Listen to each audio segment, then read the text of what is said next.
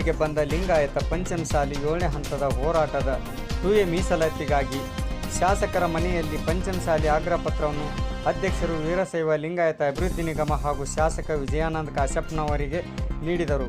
ಪಾದಯಾತ್ರೆಯ ಪ್ರವರ್ತಕ ಪೂಜ್ಯ ಶ್ರೀ ಬಸವಜಯ ಮೃತ್ಯುಂಜಯ ಸ್ವಾಮೀಜಿ ಮಾತನಾಡಿ, 2A ಮೀಸಲಾತಿಗಾಗಿ ಕೂಡಲ ಸಂಗಮದಿಂದ ಬೆಂಗಳೂರಿನವರೆಗೆ 750 kilometre ಪಾದಯಾತ್ರೆ ಮಾಡಿ ಹಿಂದಿನ ಸರ್ಕಾರಕ್ಕೆ ನಮ್ಮ ಲಿಂಗಾಯತ ಪಂಚಮಸಾಲಿ ಸಮಾಜಕ್ಕೆ ಮೀಸಲಾತಿ ಹಾಗೂ ಎಲ್ಲ ಲಿಂಗಾಯತ ಒಳಪಂಗಡಗಳನ್ನು ಕೇಂದ್ರದ OBC ಪಟ್ಟಿಗೆ ಸೇರಿಸಿ ಎಂದು ಸತತ 4 ವರ್ಷಗಳಿಂದ ಹೋರಾಟ ಮಾಡುತ್ತಾ ಬಂದಿದ್ದೇವೆ ಹಾಗೂ ಶಾಸಕರಾದ ವಿಜಯಾನಂದ ಕಾಶ್ಯಪ್ನವರ ಮನೆಗೆ ಬಂದು ಇಂದು ಆಗ್ರಹ ಪತ್ರ ಚಳವಳಿ ಮನವಿ ನೀಡಿದ್ದೇವೆ ಎಂದರು. ವಿಜಯಾನಂದ ಕಾಶ್ಯಪ್ನವರು ಮಾತನಾಡಿ, ಮಕ್ಕಳ ಭವಿಷ್ಯ ಮುಖ್ಯ, ಅದಕ್ಕಾಗಿ ನಾನು ಹೋರಾಟ ಮಾಡುತ್ತೇನೆ, ನ್ಯಾಯ ಸಿಗುವವರೆಗೂ ಹೋರಾಟ ಮಾಡುತ್ತೇನೆ. ನಾನೂ ಕೂಡ ಸುಮ್ಮನೆ ಕುಳಿತಿಲ್ಲ, ಮುಖ್ಯಮಂತ್ರಿಗಳ ಜೊತೆ ಸುದೀರ್ಘ ಚರ್ಚೆ ಮಾಡಿದ್ದೇನೆ ಎಂದರು. ಈ ಸಂದರ್ಭದಲ್ಲಿ ಅಮರೇಶ್ ನಾಗೂರ್, ಮಾಂತೇಶ್ ನರಗುಂದ್, ಮಾಂತೇಶ್ ಯಲಬುರ್ತಿ, ಹುಚ್ಚಪ್ಪ ಹೈವಳೆ ಸೇರಿದಂತೆ ಸಮಾಜದ ಮುಖಂಡರು ಉಪಸ್ಥಿತರಿದ್ದರು.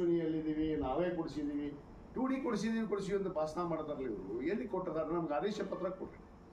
ಇವತ್ತು ತಹಸೀಲ್ದಾರ್ ಕಚೇರಿಗೆ ಹೋದ್ರೆ ನಿಮ್ಗೆ ಆದೇಶ ಪತ್ರ ಸಿಗ್ಬೇಕು. 2D ಮೀಸಲಾತಿ ನಿಮ್ಮ ಮಕ್ಕಳ ಕೈಲಿ ಯಾರ ಕೈಲಾರು ಬಂತ? ಸುಮ್ಮನೆ ಭಾಷಣ ಮಾಡೋದು, ಸುಮ್ಮನೆ ಟೀಕೆ ಮಾಡೋದು. ನಮ್ಮ ಧರ್ಮಕ್ಕೆ ಟೀಕೆ ಮಾಡ್ತಾರೆ, ಧರ್ಮದ ಬಗ್ಗೆ ಟೀಕೆ ಮಾಡ್ತಾರೆ, ಇನ್ನು ಯಾರ ಬಗ್ಗೆ ಟೀಕೆ ಮಾಡೋದಿಲ್ಲ. ಅಂಥವ್ರು ಭಾಳ ಜನ ಅದಾರ. ಅದು ಯಾವುದು ನಾವು ಲೆಕ್ಕಕ್ಕೆ ಹಾಕೋದಿಲ್ಲ. ಅವ್ರು ಏನಂದ್ರೂ ನಾವು ತಲೆ ಕೆಡಿಸ್ಕೊಳ್ಳೋದಿಲ್ಲ. ನಮ್ಮ ಹೋರಾಟ ನಮ್ಮ ಸಮುದಾಯಕ್ಕೆ ಮೀಸಲಾತಿ ಸಿಗೋವರೆಗೂ, ಆದೇಶ ಪತ್ರ ನಮ್ಮ ಮಕ್ಕಳ ಕೈಗೆ ಬರೋವರೆಗೂ ಈ ಹೋರಾಟ ಯಾವುದೇ ಹೋರಾಟದಿಂದ ಸಿಗುವಂಥ ಮಾತೇ ಇಲ್ಲ. ಅಧಿಕಾರ ಬಂದರೂ ಅಷ್ಟೇ, ಅಧಿಕಾರ ಇಲ್ಲಾರ್ದು ಅಷ್ಟೇ. ನಾನು ಹೇಳಿದೆ, ಸಂದರ್ಭ ಬಂದ್ರೆ ರಾಜಕೀಯ ತ್ಯಾಗ ಮಾಡ್ತೀವಿ ಅಂತ ಹೇಳಿದ್ವಿ. ಆ ಮಾತಿನಂತೆ ನಡೆಯುವಂಥವ್ರು ನಾವು. ಬರೀ ನಾಟಕೀಯವಾಗಿ ಭಾಷಣ ಮಾಡಿ, ನಾಟಕೀಯವಾಗಿ ಚಪ್ಪಾಳೆ ತಟ್ಟಿಸ್ಕೊಂಡು ಹೋಗುವಂಥ ವ್ಯಕ್ತಿತ್ವ ನನ್ನಲ್ಲ. ಅದನ್ನು ಯಾರು ಮಾತಾಡಿದಾರೋ ಅವ್ರಿಗೆ ನಾನು ಎದುರು ಉತ್ತರವನ್ನು ಕೊಡೋಕೆ ಬಯಸ್ತೀನಿ.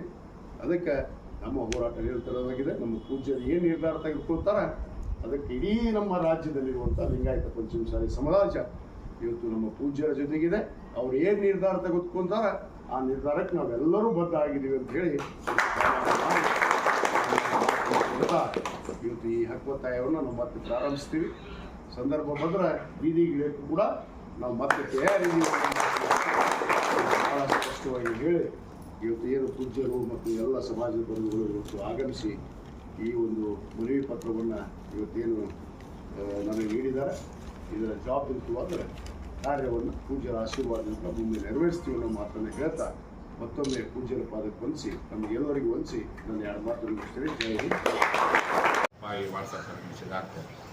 ಮತ್ತೆ ನಾವು ವಿಜಯಾನಂದ ಅವರು ವಿಧೇಯಕ ಕೂತ್ಕೊಂಡು ಚರ್ಚೆ ಮಾಡಿ ಮುಖ್ಯಮಂತ್ರಿ CM ಸಿದ್ದರಾಮಯ್ಯ ಅಧಿಕಾರ ಸ್ವೀಕಾರ ಮಾಡಿ 1 ತಿಂಗಳು ಅವ್ರ ಮನೆ ಹತ್ರ ಹೋಗಿ ಇಲ್ಲ ಈ ಸರ್ಕಾರ ಬರಲಿಕ್ಕೆ ನಾವು ಹೋರಾಟ ಏನಾದರೂ ಹಿಂದೆ ಇರ್ಬೋದು. ಹಿಂದೆ ಕಾಂಗ್ರೆಸ್ ಸರ್ಕಾರ ಬರಲಿಕ್ಕೆ ನಮ್ಮ ದಲಿತ ಬಂಧುಗಳು, ಅಲ್ಪಸಂಖ್ಯಾತರು, ಹಿಂದುಳಿದವರು ಹಿಂಗೆ ಸ್ವಲ್ಪ ಮಟ್ಟಿಗೆ ಓಟ್ ಹಾಕಿದ್ರು. ಬಟ್ ಈ ಸಾರಿ ಈ ಕರ್ನಾಟಕದಲ್ಲಿ ಸರ್ಕಾರ ಬರಲಿಕ್ಕೆ ನಮ್ಮ ಸಮುದಾಯದ ಹೋರಾಟದ ಒಂದು ಕಾರಣ ಸತ್ಯವನ್ನು ಮಾನ್ಯ ಮುಖ್ಯಮಂತ್ರಿ ಮನವರಿಕೆ ಮಾಡಬೇಕು. ಹಾಗಾಗಿ ಹಿಂದಿನ ಸರ್ಕಾರದ ನಿಧಾನಗತಿ ನಿಮಗೆ ನಮ್ಮ ಜನ ಆಶೀರ್ವಾದ ಮಾಡಿದ್ದಾರೆ.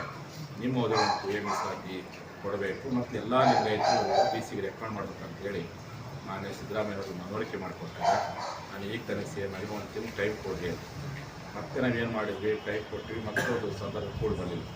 ಮತ್ತು ಜನ ಹೋರಾಟ ಶುರು ಮಾಡಿದ್ವಿ.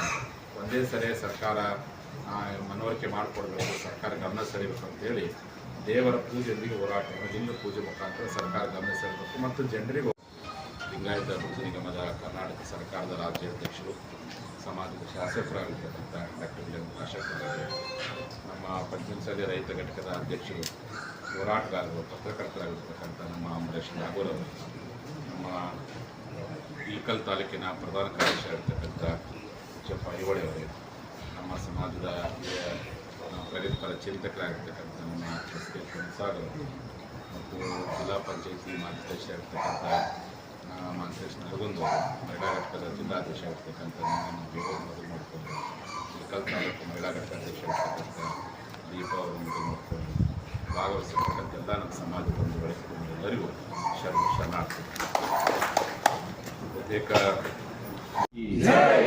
ರಾಷ್ಟ್ರ ಮಾತೆ ಕಿತ್ತೂರು ರಾಣಿ ಚೆನ್ನಮ್ಮ ಮಾತಾ, ಕ್ರಾಂತಿ ವೀರ ಸಂಗೊಳ್ಳಿ ರಾಯಣ್ಣನವರಿಗೆ, ಡಾಕ್ಟರ್ ಬಾಬಾ ಸಾಹೇಬ್ ಅಂಬೇಡ್ಕರ್